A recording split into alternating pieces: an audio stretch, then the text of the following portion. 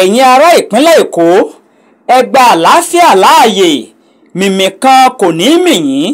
Aṣíwájú Bọ́lá Ahmed Tinubu ló fi ọ̀rọ̀ ìdánilójú bẹ́ẹ̀ léde lónìí ọjọ́ 27 oṣù kejì ọdún 2023. Olùdíje sípò ààrẹ ní ẹgbẹ́ òṣèlú APC Aṣíwájú Bọ́lá Ahmed Tinubu ti ké sí àwọn ará ìpínlẹ̀ Èkó láti gba àlàáfíà láàyè. Tinubu sọ èyí nínú àtẹ̀jáde tó fi léde nípa ìròyìn rògbòdìyàn tó bẹ́ sílẹ̀ ní àwọn agbègbè kan ní ìpínlẹ̀ Èkó nítorí èsì ìbò sí ipò ààrẹ tí àwọn INEC tí wọ́n ń kà lọ́wọ́, lẹ́yìn tí wọ́n ní àwọn oníjàgídíjàgan kan ṣe ìkọlù sí àwọn ènìyàn tó wá láti ẹ̀yà Ìgbò àmọ́ tí wọn kò gbé ìpínlẹ̀ Èkó. Ó ní kí àwọn ará ìlú gba èsì ìbò bí INEC ṣe kéde rẹ̀ nítorí wípé gbígbà fún Ọlọ́run ní ìsinmi àti wípé ní agbègbè kan ó ṣeéṣe kí ènìyàn gbórí sókè kó sì tún fi ìdí rẹmi ní àwọn agbègbè míì.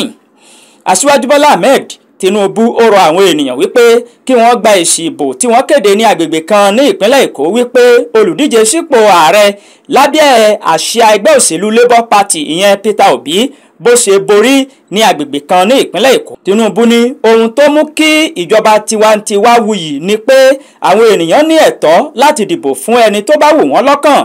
Bákan náà ni olùdíje sípò ààrẹ náà ní gẹ́gẹ́ bí ẹni tó fẹ́ràn ìjọba tiwantiwa, ó ní òun gan gba èsì ìdìbò náà ní àlàáfíà. Tinubu tó jẹ́ gómìnà ìpínlẹ̀ Èkó rí, ó wá bu ẹnu àtẹ́ lu àwọn tó ń fa wàhálà ní ìpínlẹ̀ Èkó tó kí wọ́n ó ti ọwọ́ ọmọ wọn bọ aṣọ nítorí pé ẹgbẹ́ òṣèlú wa kùnà péréte níbi ètò ìdìbò tó wáyé ní ìpínlẹ̀ Èkó. Kò ní kí àwọn ènìyàn kí wọ́n máa fa wàhálà. Gẹ́gẹ́ bí ẹni tó nífẹ̀ẹ́ ìjọba tiwantiwa, a gbà wípé ènìyàn lè gbórí sókè ní agbègbè kan kó sì tún pàdánù ní agbègbè míì.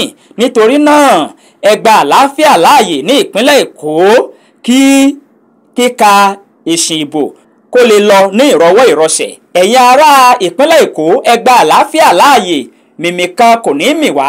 Aṣíwájú Bọ́lá Ahmed Tinubu ló fi dá àwọn ará ìpínlẹ̀ Èkó lójú bẹ́ẹ̀.